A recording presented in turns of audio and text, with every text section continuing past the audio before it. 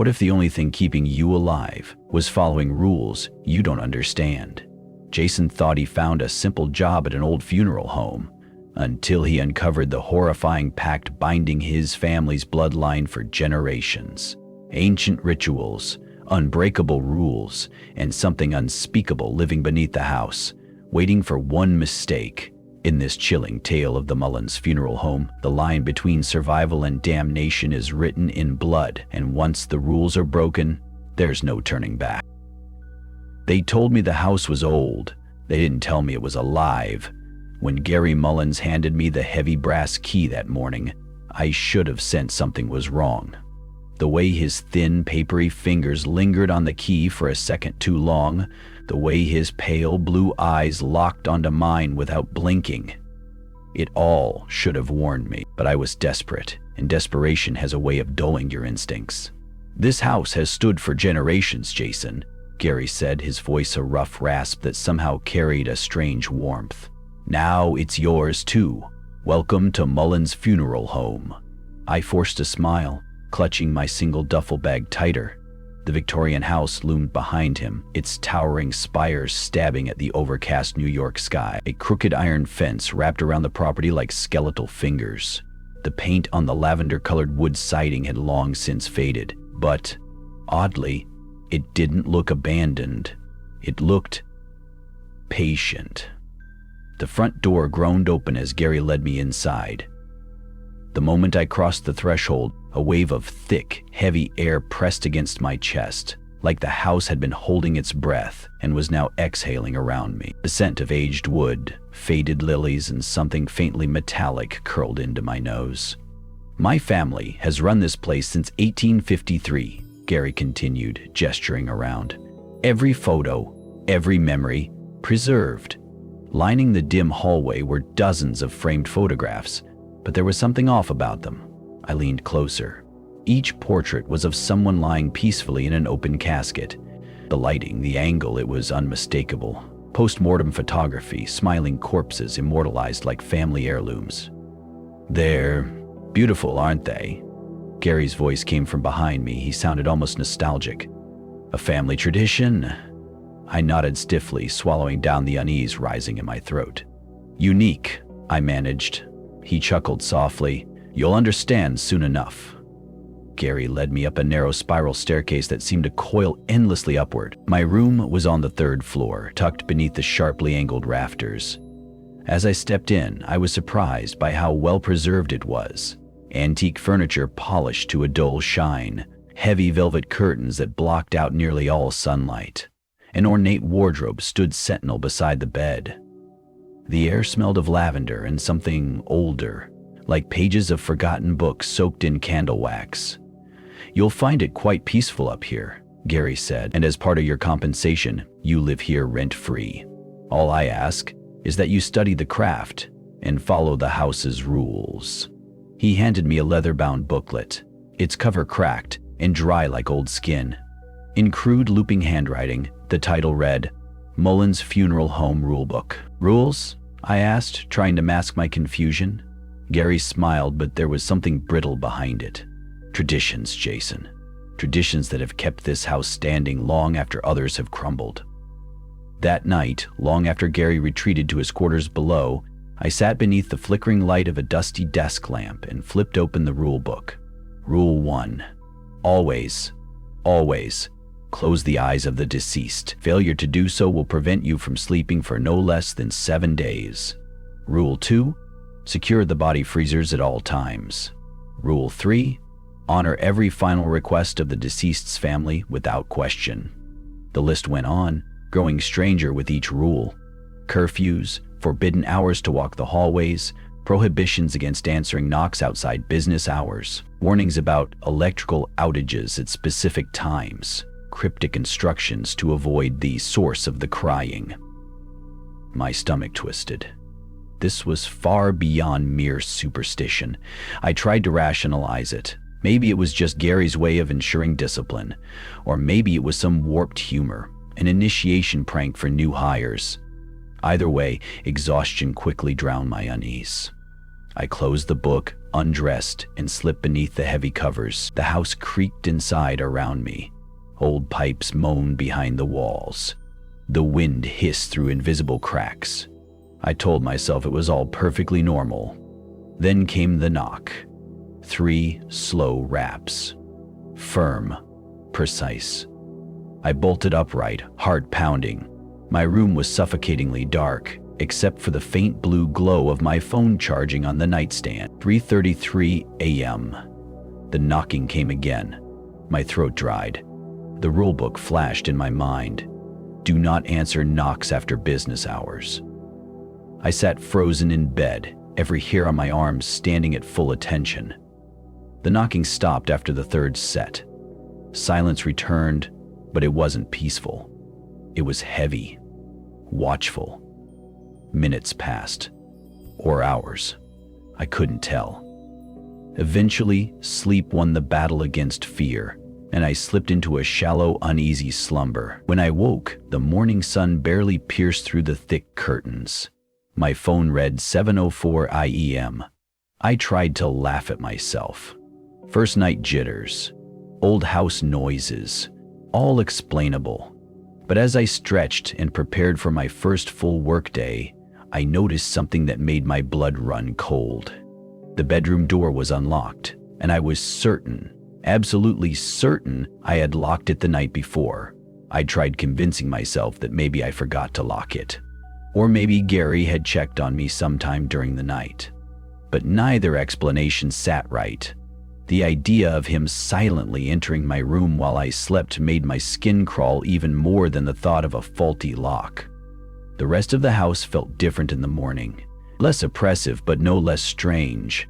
The hall smelled of fresh lilies now, a stark contrast to the metallic scent that clung to the air last night. Gary was already awake, dressed sharply in a black suit and tie, his silver hair combed meticulously. "Good morning, Jason," he greeted, pouring 2 cups of coffee in the kitchen. First nights are always unsettling. The house has peculiar noises. "That's one way to put it," I muttered, accepting the coffee with a forced smile. He gave me a long look, as if debating whether to say more. "I trust you read the rulebook." "Yes, some of them are unusual." "They are necessary." His voice sharpened slightly. "You'll come to understand." We sat in silence for a moment. The only sound was the faint ticking of an old grandfather clock in the corner. I noticed its pendulum swaying slightly off rhythm, almost hesitant. Gary broke the silence. "Today will be your first practical. A new arrival came in early this morning." The way he said it made my stomach knot. To a new arrival, like the dead were simply deliveries. He led me through the main corridor, past the rows of post-mortem photographs. I avoided looking at them directly this time. I didn't need those lifeless eyes following me again. We descended into the basement through a heavy steel door that groaned as it opened. The air down there was cold, unnaturally so. My breath fogged instantly. The freezers lined the far wall like metallic tombs. Gary approached one and unlatched the thick handle. "Come, assist me." I stepped closer, heart hammering. He pulled the sliding tray out, revealing the body of a middle-aged man. His skin was pale, almost translucent, eyes half open. "Cardiac arrest," Gary noted casually, as if discussing the weather. "You may begin." I hesitated, trying to recall the steps from my mortuary science courses. Sanitize, prep, drain blood, embalm, dress. But what loomed above it all was Rule 1. Always close the eyes. My gloved hands trembled slightly as I reached out, gently pressing the lids shut. They resisted for a moment, as if reluctant to surrender. Finally, the eyes sealed. Gary watched silently, nodding approvingly. "Good. Never forget this step, Jason," he said, voice low but firm. "It's not merely for presentation." We spent the next 2 hours working on the body. Gary meticulously guided me through the process, removing fluids, inserting preservatives, restoring facial features. His precision was almost reverent. As we worked, I couldn't shake the feeling that something unseen was observing us from the shadows of the room. The humming of the refrigeration units seemed to pulse rhythmically, like the house itself was breathing.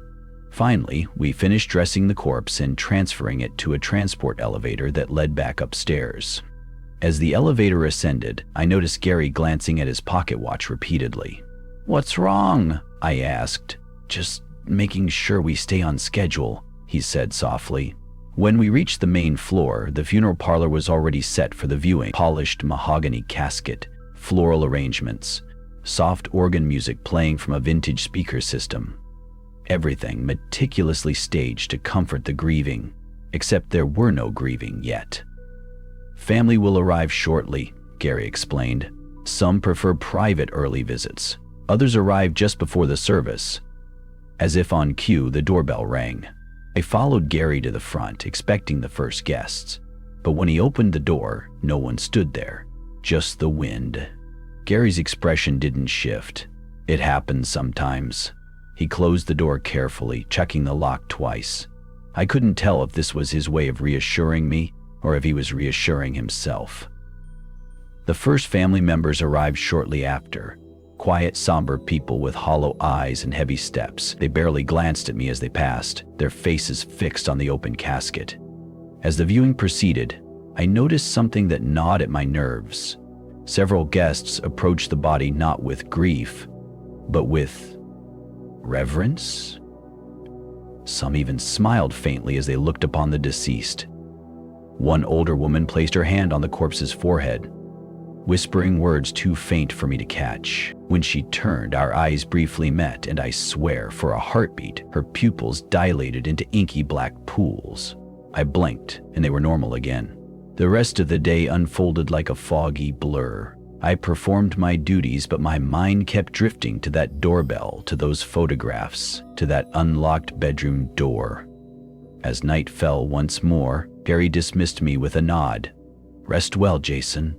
Tomorrow will be enlightening." I climbed back to my room, the spiral staircase creaking beneath every step. As I reached my door, I froze.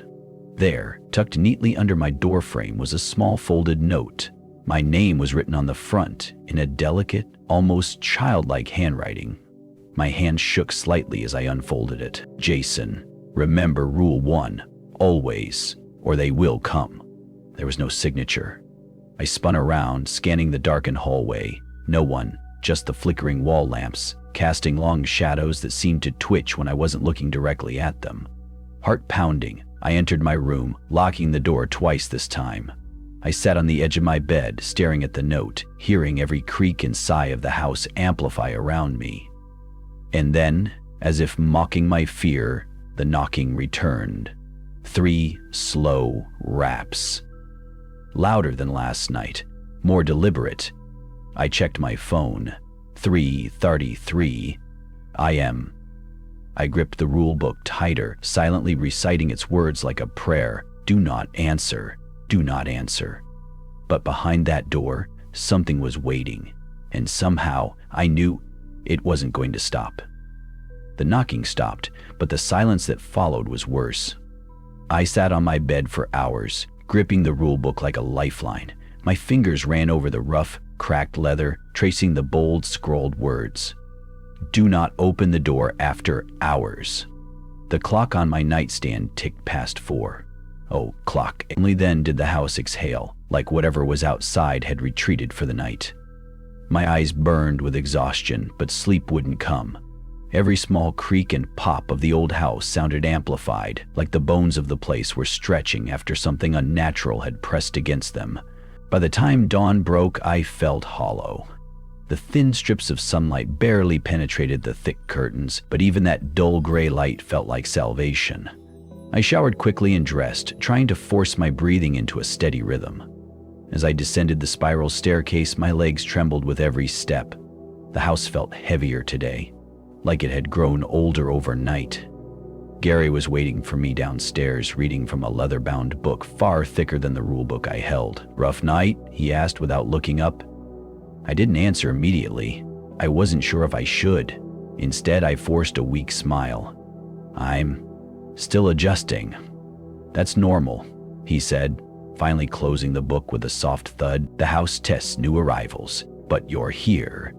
That's what matters." I wanted to ask him about the knocking, about the note under my door, about the locked door that had somehow been unlocked. But something in his tone, or maybe in the way his pale eyes lingered on me, kept the words buried in my throat. Instead, he motioned for me to follow him to the basement. Another body had arrived. The metal door groaned open, revealing the cold breath of the storage room once again. The body on the gurney was different this time, younger, early 30s. The man's pale skin was stretched taut over sharp cheekbones. His lips were slightly parted, and most unsettling of all, his eyes were still wide open. Gary stood by as I prepared to begin the embalming process, watching me intently like a teacher testing his student. "You remember the first rule, don't you?" His voice was steady, but there was a faint edge beneath it. "Yes," I answered quickly. I approached the body, forcing my hands not to tremble. I reached out to close the eyes, pressing gently. They wouldn't shut. The lids resisted, trembling beneath my fingers like they were fighting against me. My stomach twisted. The man's pupils seemed to track my movements slightly, even though I knew that was impossible. "Sometimes they resist," Gary said softly. "You must insist." I swallowed hard and pressed again, this time with firmer pressure. The eyes finally closed with a slow, reluctant slide, as if mocking me for my unease. The moment they shut, the air in the room seemed to shift, as if something unseen had exhaled. Gary nodded approvingly. "Good. Never hesitate, Jason. The dead, they recognize weakness." His words sank into me like lead. The dead recognize weakness. We continued with the embalming in silence. My focus wavered as shadows seemed to slither along the corners of the room, just outside my vision. I told myself it was just the dim lighting, the fatigue, but part of me knew better. When we finally finished preparing the body, Gary led me upstairs to the viewing room once more. The same floral arrangements, the same faint organ music playing from the old record player in the corner. The entire building was starting to feel like a repeating dream, looping endlessly. The family arrived shortly after, but this group was different. They weren't mourning. They whispered among themselves in hushed tones, some even smiling faintly as they approached the open casket. One man in particular, tall and gaunt with sunken eyes, placed his hand on the deceased's chest and whispered something I couldn't hear. His fingers lingered on the body unnaturally long. I felt a cold sweat bead at the back of my neck. "What are they doing?"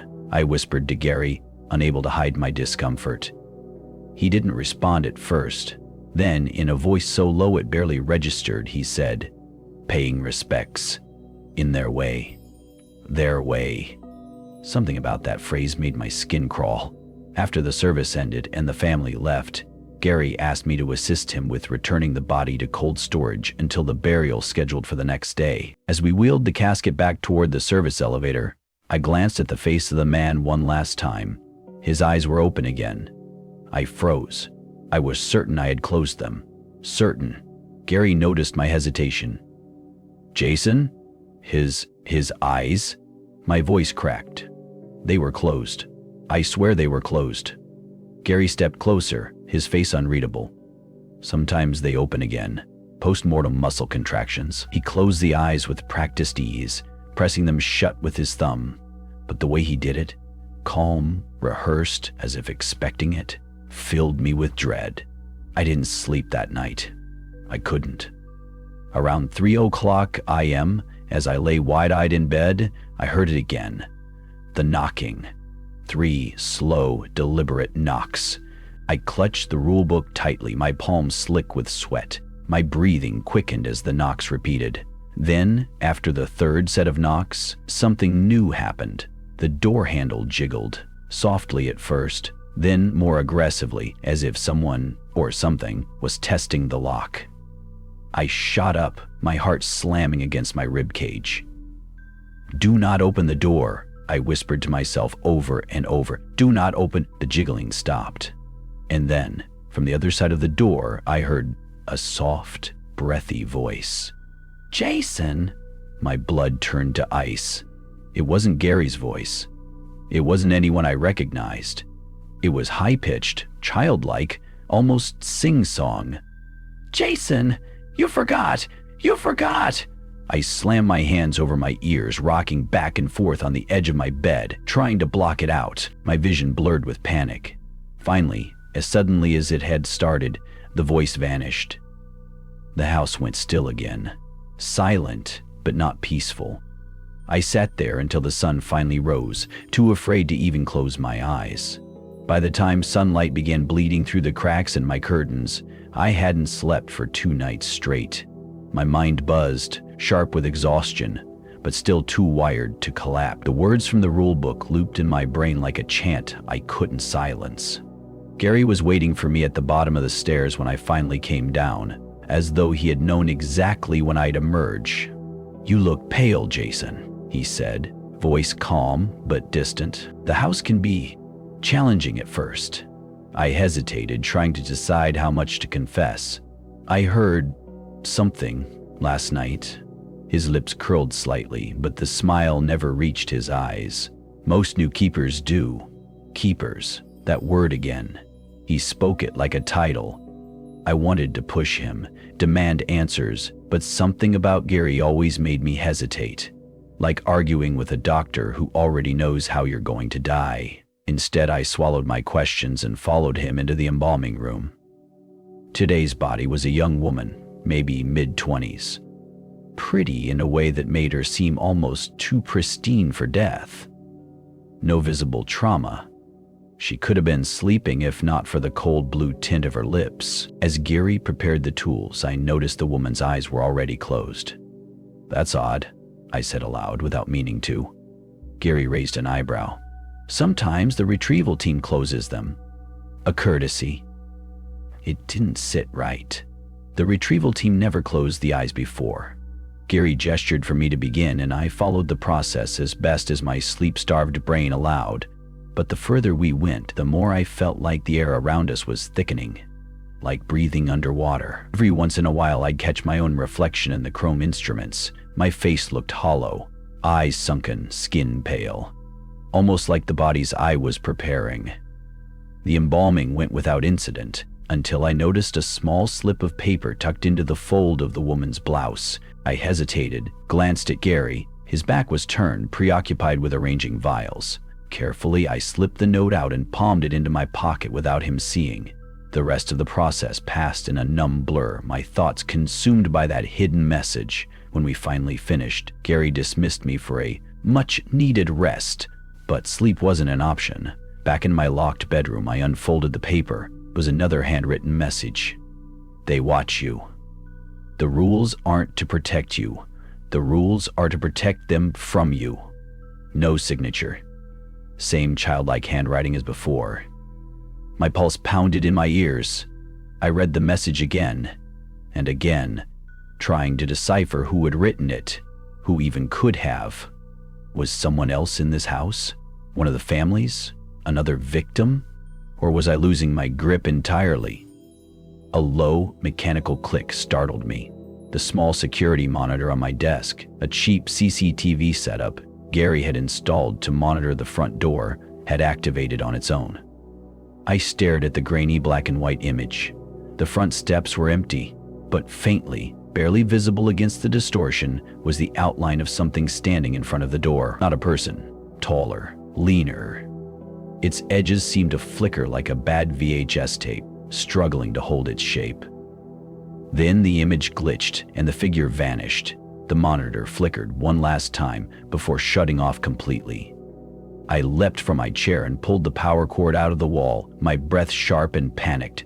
For several minutes I paced my room, debating whether to confront Gary or leave right then and there. But where would I go? And more importantly, what would follow me? At around 7:00 p.m., Gary knocked on my door, his voice calm, pleasant. "Jason? A minor power fluctuation, nothing to worry about.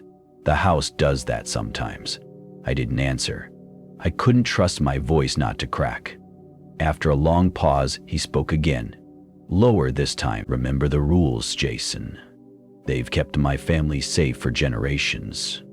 His footsteps retreated down the hall, leaving me alone again. As night swallowed the house, my anxiety crept higher with each ticking second.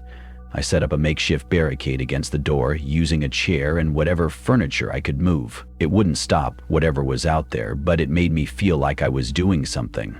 I lay in bed fully clothed, eyes wide open, staring at the ceiling. The knocking came again.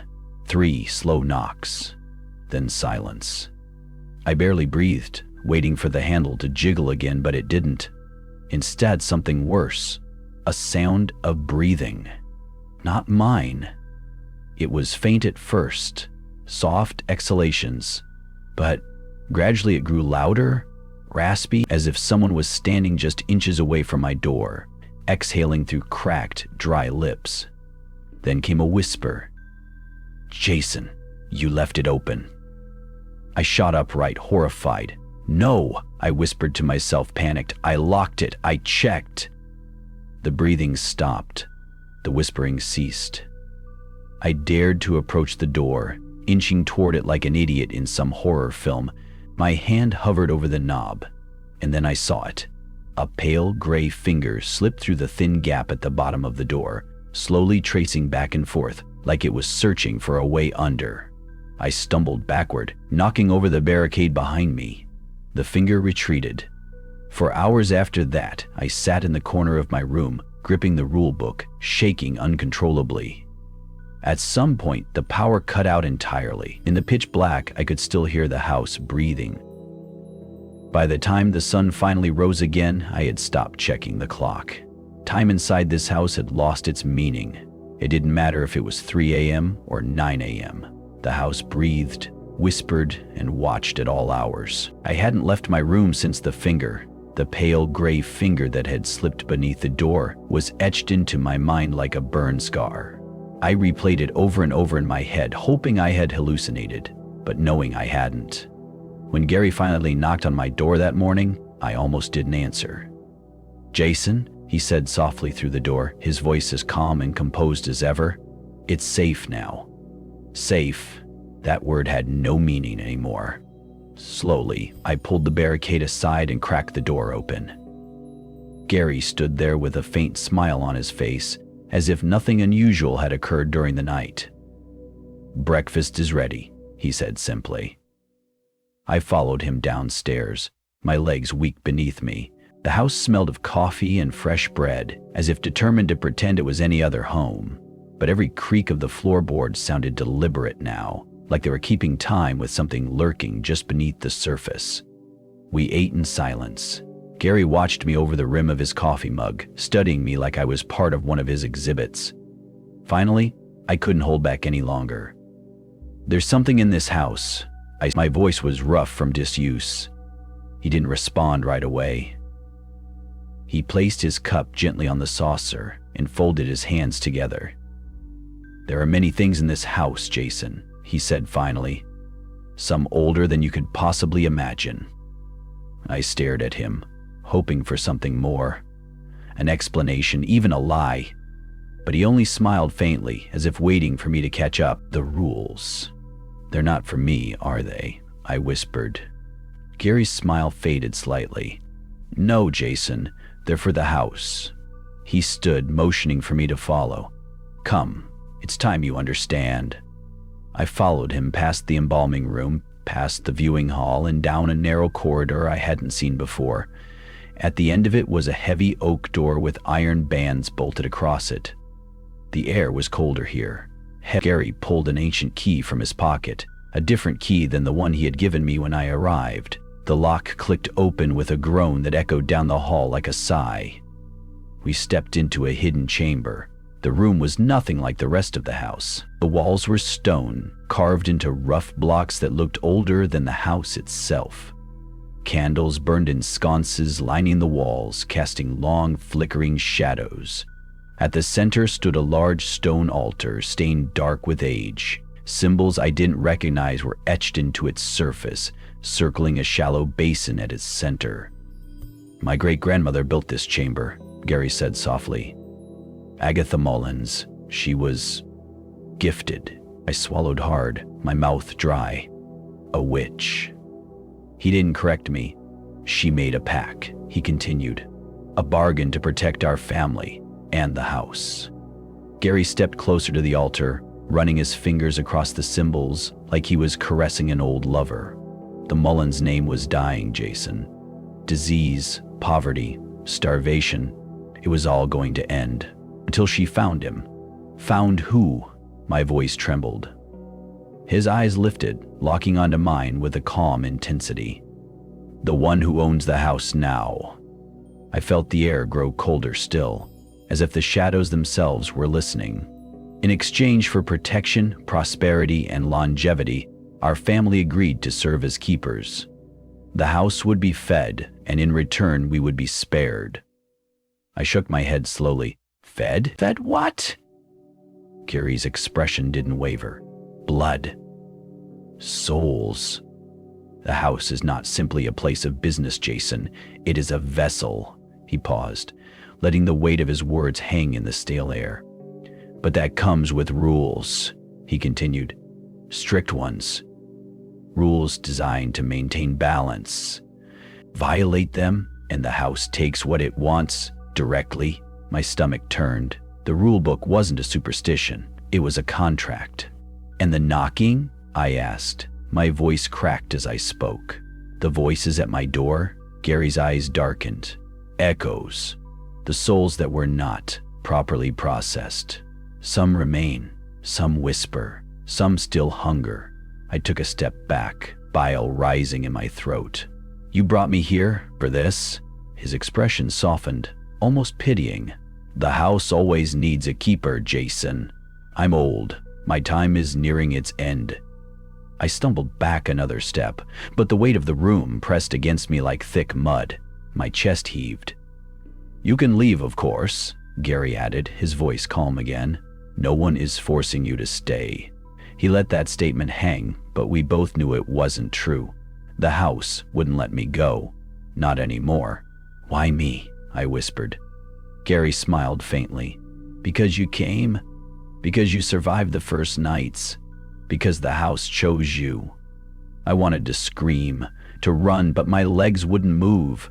Every part of me felt anchored to this place, to the altar, to the blood staining the stone. Gary stepped toward me, placing a gentle hand on my shoulder. His voice was almost fatherly. You've seen things few ever do, Jason, and you've lived. That means you're stronger than most. I closed my eyes, my head spinning.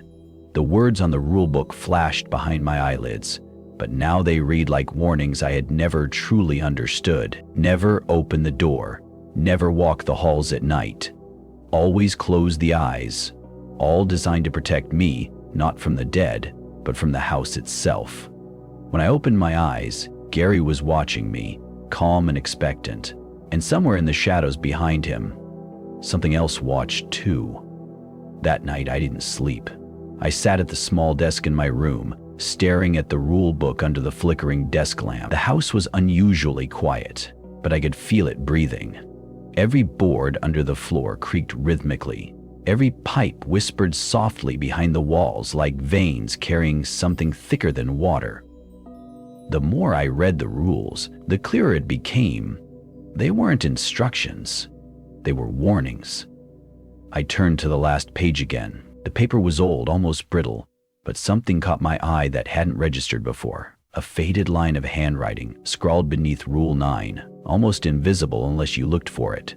The house chooses. Obedience is survival. The house chooses. I hadn't chosen this. The house had. Around midnight, the familiar knocking returned. 3 slow, deliberate knocks. Only this time, I didn't flinch. I sat frozen, watching the door handle. It didn't rattle this time. The knocking was followed by something worse. Something much colder. A voice. That same childlike whisper from before, only softer. Jason, we're waiting. It wasn't demanding. It wasn't even angry. It was patient. I clenched my jaw, gripping the edge of the desk until my knuckles turned white. I wasn't going to respond. I wouldn't give it the satisfaction. Then the voice shifted. It was no longer childlike. It was my mother's voice. "Jason, please let me in, sweetheart. I'm cold." My heart nearly stopped. It was impossible. My mother had died years ago. I had buried her myself, but hearing her voice crackling through the door shattered every ounce of calm I had left. "No," I whispered to myself, squeezing my eyes. The voice pleaded again, softer, more desperate. "Jason, it hurts. Please, please." I covered my ears, rocking slightly in the chair, chanting the rules in my head. "Do not open the door. Do not open the door. Do not open." Eventually, after what felt like hours, the voice faded into nothing. The knocking ceased, but even after silence returned, I could feel it. Whatever stood beyond that door hadn't left. By sunrise, I was a shell of myself. When Gary came knocking that morning, I answered without hesitation. He looked me over, noting the deep circles under my eyes, the tremor in my hands. "You've lasted longer than most," he said softly, almost as if he was impressed. I didn't respond. There was nothing left to say. He motioned for me to follow. We descended the narrow hall again, past the locked freezers and into the back storage area. But this time, instead of leading me toward another embalming table, Gary stopped before an old filing cabinet shoved into the corner, nearly hidden beneath an old tarp. He pulled open the rusted drawer and handed me a thick manila folder. "Read this when you're ready," he said. "You deserve to understand fully." Without another word, he left me standing alone in that cold, breathless room. My fingers trembled as I opened the folder.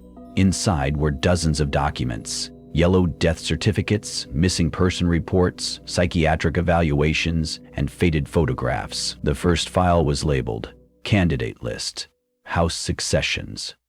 Page after page, lists of names. My name was at the bottom of the most recent page, Jason Cole. Next to my name in Gary's neat handwriting, active. I flipped to the older pages, tracing back through previous keepers. Each one was marked deceased in red ink. Some files contained autopsy reports, others only police records that mentioned sudden disappearances. At the very back was an older document, handwritten, signed in dark ink by Agatha Mullins herself, the Pact of Preservation. It detailed everything Gary had told me, but in colder, blunter terms. The blood sacrifice, the rules to be maintained, the penalty for failure. But something else stood out, a clause written beneath the original pact. If the chosen refuse, the house shall consume one of blood to balance. One of blood. Family. My stomach twisted into knots. That's why Gary had brought me here. Not just to take his place, but to spare himself. If I refused, the house wouldn't take me. It would take someone else from my bloodline. But I had no family left. Or so I thought. I flipped through the final documents and froze. An adoption record. I wasn't Gary's distant employee. I was his nephew. I stared at the paper, my vision blurring. Gary had hidden this from me. My entire life had been carefully manipulated to bring me here. The house hadn't just chosen me. Gary had. The room spun around me. The air felt like it was thickening again, as though the house sensed my discovery. Suddenly, the lights above me flickered and went out. In the pitch black, I heard it. Breathing. Slow, heavy breathing, just inches from my ear. I backed up until I hit the cold metal of the filing cabinet. Then, faintly, the childlike voice returned, softer, almost singing this time. "Jason, you belong to us now." I ran. I didn't know where my legs were taking me. The maze of hallways blurred together as I sprinted through the house, the sound of footsteps echoing behind me, though I wasn't sure they were even my own. When I finally burst through the embalming room doors and collapsed onto the floor, Gary was waiting. He didn't move. He simply watched me, his expression unreadable. "You found it," he said quietly. My chest heaved with ragged breaths. "You lied to me, Jerry." Gary knelt down slowly, his voice calm, almost gentle. "I prepared you. Tears stung my eyes, but not from fear, from betrayal. "You used me. I saved you," he whispered. "You don't understand yet, but you will." And behind him, deep in the shadows of the hallway, I saw them, shapes, figures, silent and still, watching, waiting. I don't remember how long I sat there, crumpled on the embalming room floor, staring past Gary into the hallway where the shadows gathered. Time had lost its meaning in this place. The house no longer breathed. It pulsed. Gary never moved, as if giving me space to process the weight of what I had discovered. His voice eventually broke the silence, calm as always, but now laced with something heavier, resignation. "They won't hurt you, not yet." I could barely speak. "What are they?" His eyes softened, as though the question pained him. "Echoes of the pact, remnants. Some were sacrifices, others, failures." The shadows shifted slightly, but remained at the edge of the light, dozens of them, silent witnesses to my unraveling. I wanted to run, to get out of the house, out of this cursed town, out of the web Gary had woven for me. But beneath that desperation, something colder settled into my chest, a realization I couldn't escape. I was bound here now. The pact was already in motion. Gary stood and extended a hand to me. For a long moment, I stared at it, like it was a venomous thing, but my legs were too weak to rise on their own. I let him pull me to my feet. He led me through the house without a word, not back toward my room, but deeper, into areas I hadn't seen yet. Hidden corridors behind false doors, winding staircases that seemed to drop beneath the foundation. The air grew colder as we descended, each breath fogging in front of me. The house no longer felt like a structure. It felt like something alive, and we were walking into its stomach. Finally, we reached a door. It looked older than everything else, framed in black iron and sealed with a heavy latch. Gary paused, resting his hand on the door as if steadying himself. "This is the heart," he whispered. Without waiting for a response, he opened it. Inside was a vast chamber, circular and hollow, carved directly into bedrock. Candles burned along the perimeter, their flames barely flickering in the still air. The stone walls were covered with the same sigils I'd seen in the pact room, only here they pulsed faintly, as though alive. At the center sat an altar much larger than the one above, and behind it, a presence. It wasn't human. It wasn't even pretending to be. A mass of twisting forms, like slick pale roots entwined together, pulsating gently. Eyes, too many eyes, opened and closed along its surface at random intervals, some blinking slowly, others darting frantically. It was impossible to tell where it began or ended. The thing breathed in long, wet gasps, as if tasting the air. My knees buckled. Gary grabbed my shoulder to steady me. "This is what your great-grandmother invited here," he said softly. "This is what sustains the Mullins legacy." I could barely whisper. "What is it?" Gary's face remained calm, almost reverent. "It has no name. It's older than language. It simply is." I wanted to scream, to vomit, to collapse. Instead, I asked the only question my mind could form. "What does it want?" Gary finally looked at me fully, his voice steady, but the fatigue behind his eyes exposed a lifetime of burden. "Balance." The thing behind the altar shifted slightly, as if acknowledging us. "It doesn't crave indiscriminate death, Jason. Only the terms of the pact, the blood offerings, the rules. It feeds on structure, on obedience. But when those rules are broken, when chaos enters the house, it awakens." I stared at the horror before me, my mind fighting to process what my eyes refused to believe. Gary continued. "The others, the echoes? They exist because rules were broken, mistakes, carelessness, or worse, rebellion." His voice grew quieter. "That is why the rules matter, Jason. They contain it. They keep it calm." I clenched my jaw, tears burning in my eyes. "And if I refuse?" The mass pulsed again, For a moment, several eyes turned toward me, unblinking. Gary's voice lowered into a whisper. "Then someone else will pay your debt."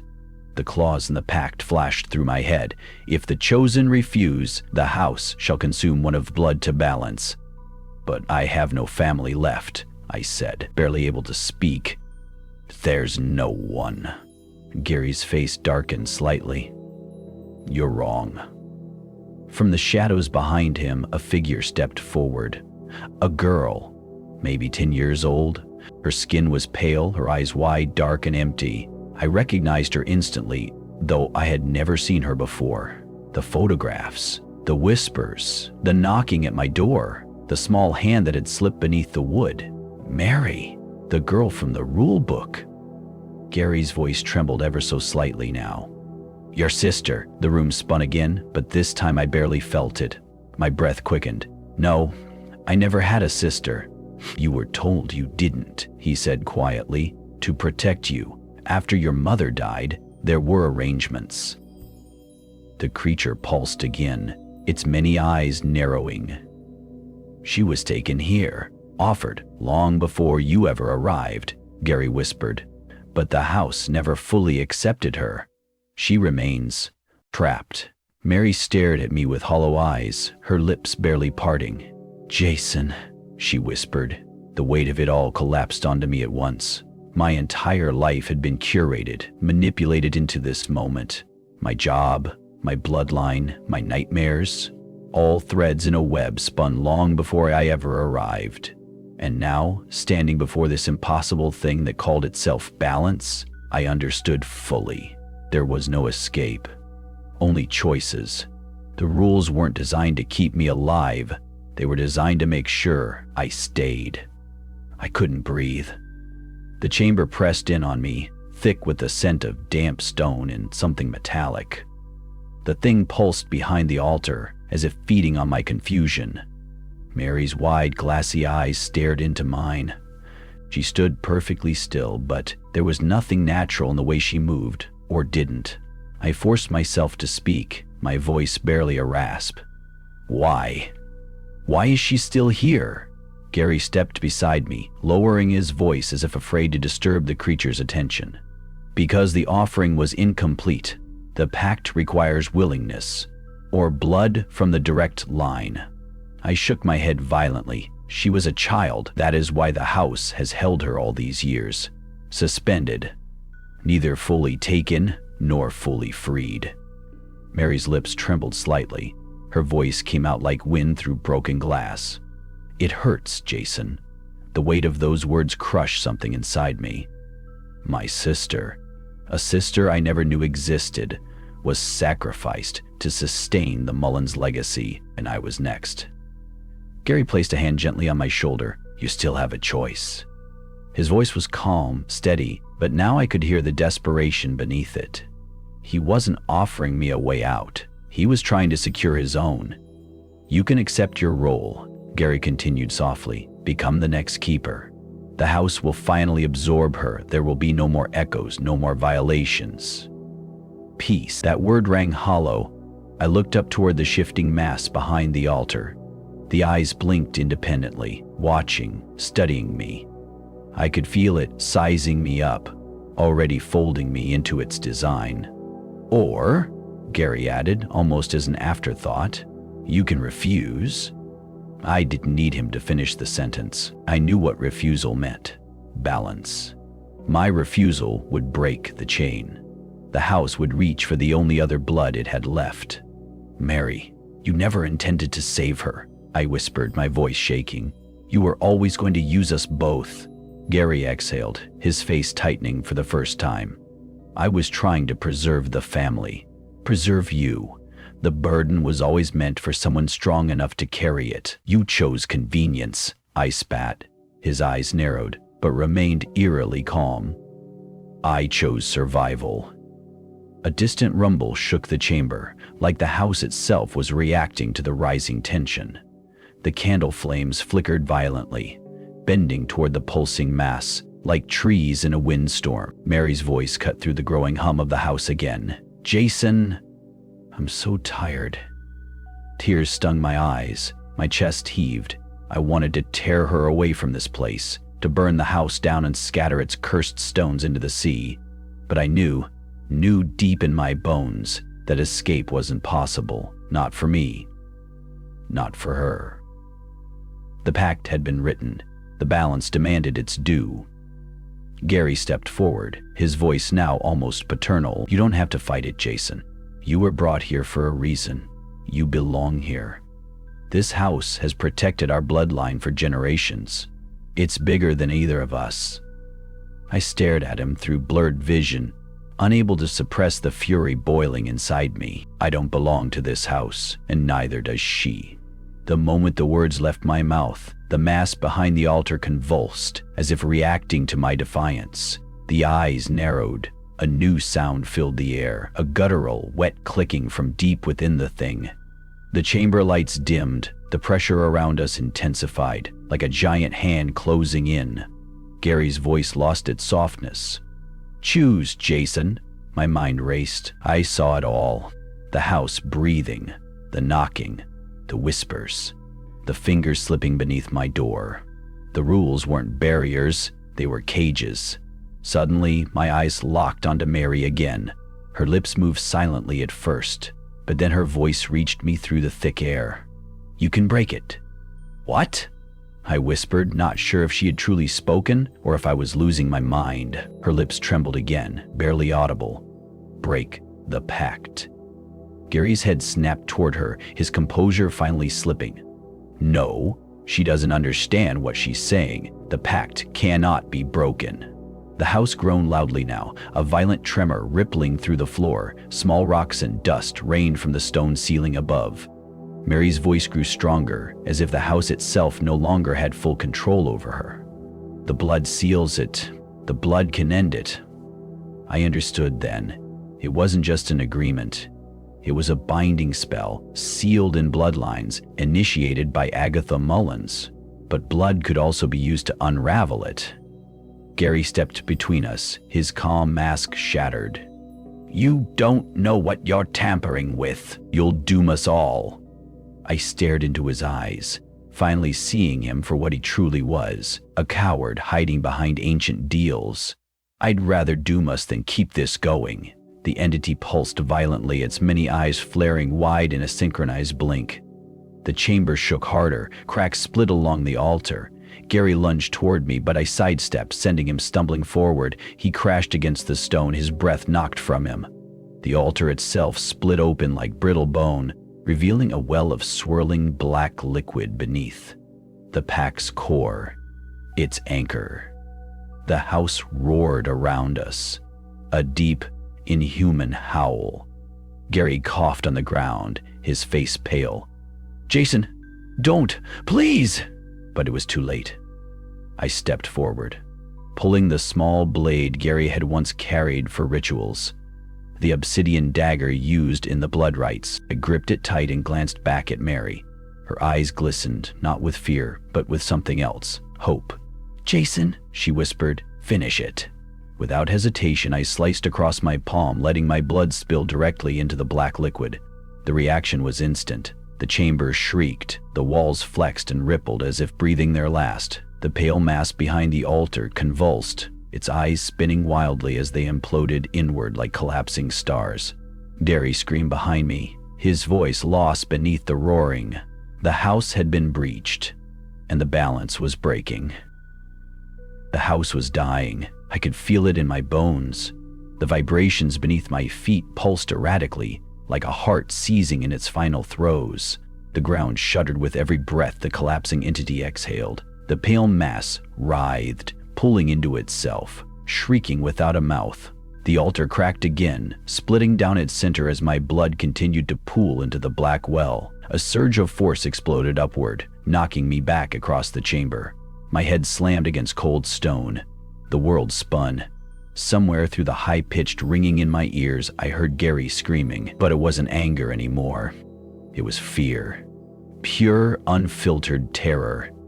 His composure was gone, replaced by something primal. I tried to push myself up, but the weight of the room pinned me to the ground like invisible hands. Mary remained standing near the edge of the altar, untouched. The candlelight flickered around her as if protecting her from the house's rage. Her eyes locked onto mine, still wide but steady, as though she had always known this moment would come. "You broke it," she whispered. The house screamed again. Gary staggered to his feet, clawing at his chest like something inside him was tearing free. His voice cracked as he stumbled toward the dying altar. "You fool! You don't understand what you've done." The stone walls groaned and split. Dust rained from the ceiling as cracks snaked across the chamber like black veins. The sigils along the walls flickered, some sputtering out entirely. The entity behind the altar shuddered one last time, and then it ruptured. A final blast of pressure knocked Gary off his feet. The slick, root-like mass tore apart, disintegrating into a cloud of thick black vapor that swirled violently before collapsing inward into the well. The silence that followed was deafening. For several seconds, nothing moved. The pulsing was gone. The breathing had stopped. And then came the collapse. The stone beneath the altar caved inward, pulling the broken well into a gaping sinkhole that devoured the center of the chamber. Chunks of the ceiling began to fall in heavy slabs, smashing against the floor with thunderous cracks. Mary was still standing near the edge. "Jason!" she cried. I forced myself onto my hands and knees, my head spinning, my ears roaring with the house's final death rattle. Another slab crashed behind me, close enough that I felt the wind from its impact blast across my face. The entire house was folding into itself. I crawled toward her, each movement slower than the last. My muscles screamed, but I refused to stop. "Come on!" I shouted, extending my hand. Mary reached for me, her small fingers barely brushing mine. A deep groan echoed through the chamber as the floor beneath her crumbled at the edge. "Jump, Mary!" Her tiny frame leapt forward, and I caught her wrist, pulling her into my arms, just as the stone where she had stood collapsed into the abyss. The pit swallowed the remains of the altar whole. I cradled her tightly against my chest, shielding her as the chamber shook one final time. "We need to move!" I shouted. The narrow hallway behind us was still intact, for now. I forced myself up and sprinted, carrying Mary as the house moaned behind us. Chunks of ceiling stone rained down, barely missing us as we ran. Gary's voice called from behind. "Jason! Wait!" I glanced back. He stood near the edge of the pit, his face pale and wet with sweat. But his eyes were locked on me, desperate, not angry. "Help me," he screamed. For a moment, my steps slowed. Some deep part of me, the part that still remembered him as family, hesitated. But another crack split beneath Gary's feet. The edge gave way, and with a final shriek, he plummeted into the chasm with the entity he had served his entire life. His scream was cut off by the roar of collapsing stone. I turned away, forcing my legs to keep moving, pushing through the narrowing hallway as the rest of the chamber began to crumble behind us. The house was falling apart, room by room. As we reached the stairs, I could feel the upper floors above us convulsing. Wooden beams snapping like bones, windows exploding outward, the wind outside howling like a wounded animal. I stumbled into the embalming room, gasping for breath. The house above groaned again, and the floorboards warped beneath my feet. Mary clung to me tightly, burying her face into my shoulder. I could feel her trembling, but she didn't cry. She was stronger than I ever was. The spiral staircase leading up to the foyer was still intact, though the upper railing had already splintered. I carried her up as fast as I could, each step shaking beneath us. The walls along the stairwell cracked and splintered, wood and plaster raining down in chunks. The front doors loomed ahead. Our exit. The house gave one last guttural shudder as we reached the foyer. Glass from the stained windows shattered into glittering dust across the floor. The heavy chandelier overhead creaked and tilted, swinging like a pendulum ready to fall. I slammed my shoulder against the front doors. They groaned, but didn't budge. Mary screamed, clutching my neck tighter. I backed up and charged again, putting every ounce of strength I had left into the blow. The old hinges finally gave way, and the doors burst open, spilling us out into the cold night. We collapsed onto the gravel driveway just as the chandelier inside broke free and crashed to the foyer floor with a final earth-shaking boom. The house roared behind us. I rolled onto my back, gasping, staring up at the night sky, clear and wide and alive. The house continued to collapse inward, its walls folding like a paper shell. The roof buckled, and within seconds the entire structure imploded into a cloud of dust and splintered timber. The Mullins funeral home was gone. Mary trembled beside me, her small hand gripping mine. "It's over," I whispered, my voice hoarse. The wind carried away the last of the dust. Silence returned. For the first time in generations, the house had stopped breathing. For a long time, neither of us spoke. We sat on the gravel, the cool night air pressing against our sweat-soaked skin. My chest rose and fell in sharp, painful bursts, my lungs burning as if I had just resurfaced after nearly drowning. Mary clung to me, her small fingers wrapped tightly around my arm, as though afraid that if she let go, the ground might swallow her up too. I could still feel the tremors of the house's collapse beneath my bones, as if the earth itself was trying to expel the rot that had festered there for generations. The sun had not yet risen, but the sky had begun to pale at the edges.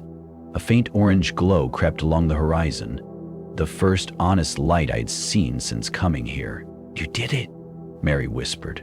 Her voice was small, fragile, but there was something in it. Not relief, not joy. Something closer to disbelief, like neither of us could fully trust what had just happened. I pulled her closer. "We did it." The wind swept across the empty lot where the Mullins funeral home had stood for almost 2 centuries. In its place was only a jagged crater, filled with debris, twisted beams, and fragments of stone. The weight of history had been buried beneath itself. But as the adrenaline faded, reality rushed in. What now? I had no answers. The past 24 hours, hell, the entire time since I had first arrived at this cursed place, spooled through my mind in broken, jumbled flashes. The rulebook, the whispers, the knocking, the entity in the chamber, the blood pact. Gary. Gary's face haunted me. For all the horror he had orchestrated, for all the manipulation, part of me couldn't shake the image of him calling my name in those final moments, reaching out as the ground crumbled beneath him. Was it desperation, guilt, or simply fear of being devoured by the thing he had served so loyally? I would never know. Mary shifted beside me, her head resting against my shoulder. I could feel her heartbeat, fast but steady. "Are we free now?" she asked. I swallowed, struggling to form the words. "I think so." She looked up at me, her dark eyes reflecting the faintest hints of sunrise. "The house? It's really gone?" I nodded, but even as I said it, a sliver of doubt lingered inside me. The house may have collapsed, the pact may have been broken, but things like this never disappear entirely. They leave scars, they leave echoes. I forced myself to stand, pulling Mary up with me. "We need to go," I said. She looked at me with a mixture of fear and trust. "Go where?" I opened my mouth to answer, but my entire world had existed within those walls. My job, my home, my very purpose had been wrapped up in the house's grotesque legacy. I didn't belong anywhere. "We'll figure it out," I whispered. We started walking, our footsteps crunching against the gravel driveway as we left the ruins behind. The old iron gate at the front of the property stood wide open, its hinges broken and twisted. As we passed through, I glanced back one final time. The crater loomed like a wound in the earth, steam still rising faintly from its depths, as if something beneath was still cooling. The pale morning light stretched long shadows across the wreckage. The house was gone, but the weight wasn't. The town around us remained eerily silent. No police, no neighbors, no curious onlookers gathering to ask what had happened. It was as if the rest of the world had simply agreed to pretend this place didn't exist at all, as if they'd always known better than to look too closely at Mullins' funeral home. We walked down the empty road heading toward town, neither of us speaking. After what felt like an hour, we reached the edge of Black Hollow. It was still early, the streets empty, storefronts closed. The old gas station on the corner flickered with weak neon light. A diner across the street had its sign lit, but no cars in the lot. Mary's voice was small. "Will they believe us?" I shook my head. No, that was the truth of it. How could anyone believe this story? Who would believe in ancient pacts, blood rituals, or houses that breathed and fed on broken souls? The horror was too big, too old, too absurd to fit inside ordinary explanations. We were alone in it. As we approached the diner, I spotted a payphone bolted to the wall outside. I glanced down at Mary. "Let me call someone." She nodded silently and sat on the curb as I stepped up to the phone. My hands trembled as I fed coins into the machine. My mind fumbled through old contacts, names of distant relatives, old friends, anyone who might pick up. But then I froze. Who was I calling? Who could possibly help? The phone's dial tone buzzed in my ear as my breathing grew shallow. The words from the pact echoed again in my mind. The house chooses. Obedience is survival. Even now, standing free of that place, its shadow stretched after me like a long, black hand. I slammed the receiver back onto the cradle and stepped away. Mary looked up at me, her expression uncertain. "No one's coming," I said softly. We sat together for a long while as the first rays of full sunlight broke over the town. The nightmare was over, but the world hadn't changed. Only we had. The rest of the town would continue as if nothing had happened, as it always had. The legacy of the Mullins family would fade into rumor, and one day, perhaps, people would forget entirely.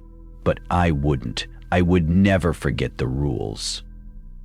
The whispers, the knocking, or the weight of blood. 2 months. That's how long it's been since the house collapsed. Time feels different now. Slower, but also more distant. Like I'm watching my life from behind a glass wall. Mary and I stayed in Black Hollow longer than we should have. Part of it was necessity. I needed work, she needed school, and, truthfully, we had nowhere else to go. But the larger part was guilt. Like if I left too soon, the weight of what happened would finally catch up and crush me. Black Hollow did what small American towns always do. They pretended nothing ever happened. The crater where Mullins' funeral home once stood was quickly fenced off. Within days, county contractors arrived and flattened the lot, filling the pit with dirt and concrete. Now it's nothing but an empty patch of land with a "for sale" sign. No one asked questions. No one investigated. The sheriff's office filed Gary's disappearance as a missing person case, but their hearts were never in it. Everyone in town had lived under the house's shadow for so long that its destruction brought relief, not suspicion. They wanted to forget, and so they did. But forgetting isn't so easy. For me, at night, I still hear echoes, small things, knocks that come from nowhere, whispers that vanish when I turn my head, shadows that linger just a moment too long in my peripheral vision. I tell myself it's trauma, that my brain is playing tricks, that what happened is over. But I know better. The house may be gone, but its stain remains inside me. Mary adjusts better than I do. She's enrolled in school now, trying to live as if she wasn't trapped in that nightmare for years.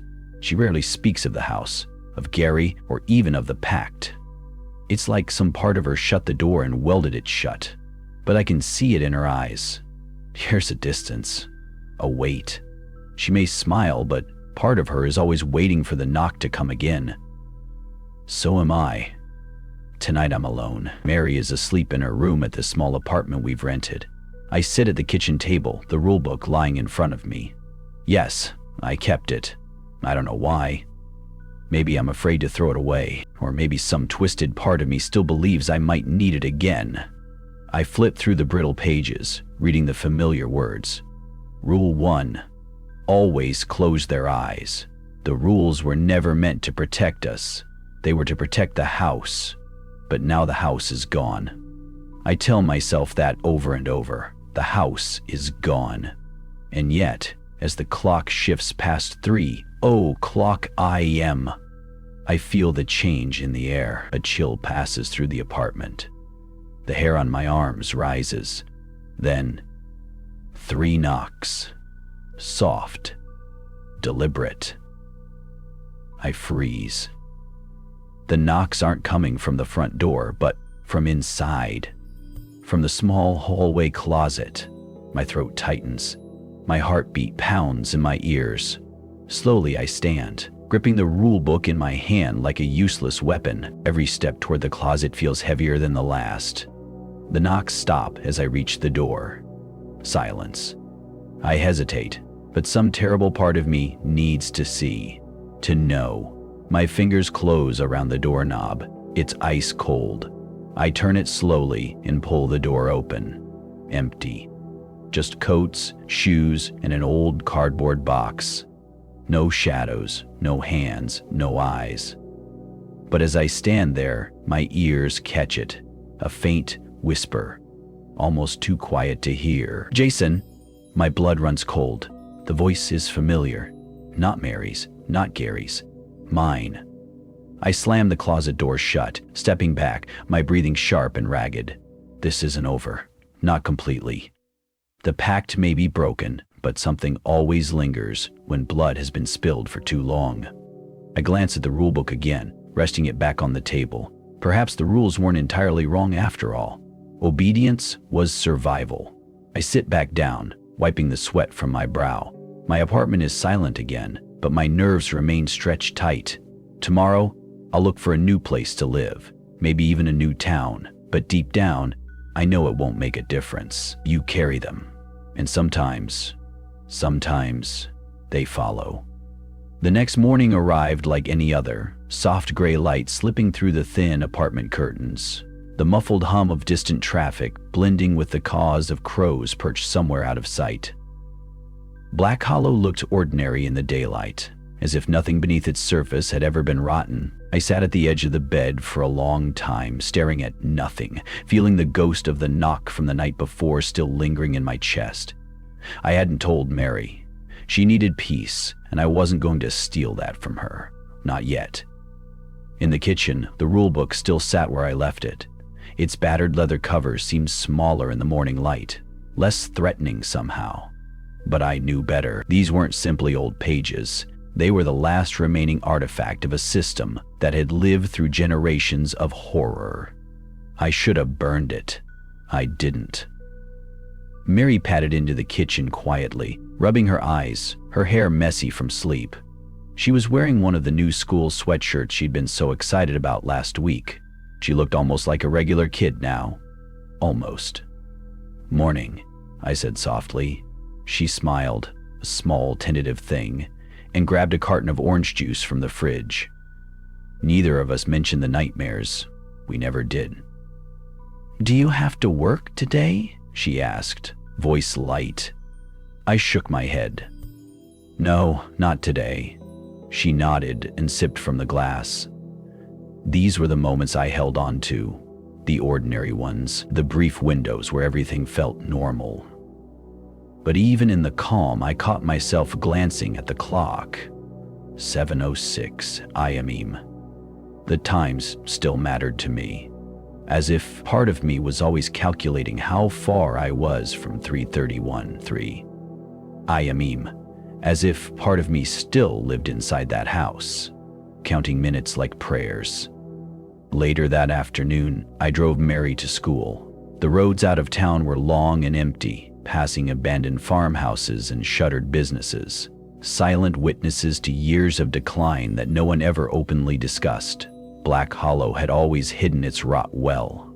As we reached the school, Mary hesitated before stepping out of the car. "Will you be okay?" she asked quietly. The question caught me off guard. For weeks, I had been the one worrying about her, but here she was, reading me better than I could hide. "Yeah," I lied. "Go. You'll be late." She studied me for a second longer, then nodded and closed the door. I watched her walk up the steps and disappear inside the building, swallowed by the swarm of normalcy I could never rejoin. Driving back, I found myself heading not to the apartment, but to the old lot where the Mullins funeral home once stood. The town had fenced it off, but the flimsy chain link offered no real barrier. The land was flat now, reseeded with grass that hadn't yet taken root. To a stranger, it was just an empty plot, nothing more, but standing there, I could still feel it. The pulse. The memory. The air was wrong here. I closed my eyes and listened. No voices, no knocks. Not today. But an unease sat heavy in my stomach. Then I noticed something. In the far corner of the lot, where the ground dipped slightly, a small cluster of mushrooms had broken through the earth, pale, waxy things, clustered tightly in a perfect circle, like a scar trying to bloom. Fungal growth was common after disturbed soil. That's what I told myself. But I couldn't make my feet move closer.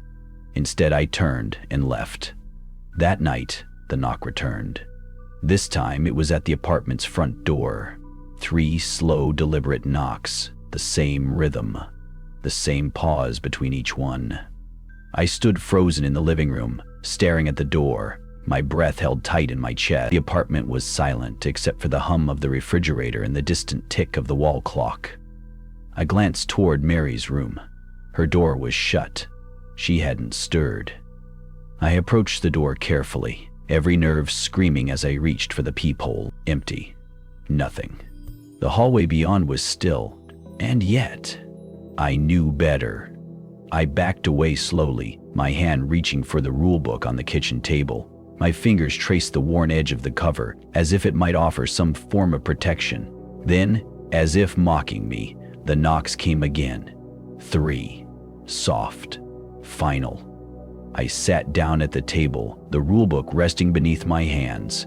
My breath slowed. My heartbeat matched the rhythm of the knocks. The house was gone, but something had followed. Maybe it always would. And maybe the rules weren't just for Mullins. Maybe they were for me now. Because I understood something I hadn't before.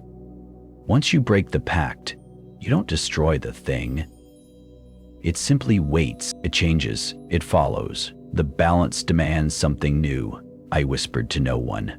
Obedience is survival. The knocking stopped. For now.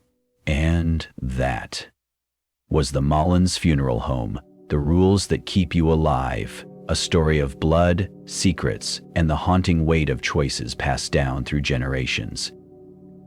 Thank you for staying with us through every whispered rule, every knock in the night, and every twist that pulled us deeper into the shadows. If you enjoyed this journey into the dark, don't forget to like, subscribe, and share this story with others who dare to explore the unknown. Your support keeps these stories alive and keeps us searching for the next terrifying tale to unravel. And remember, some rules aren't meant to protect you. They're meant to keep it contained. Sleep well, if you can.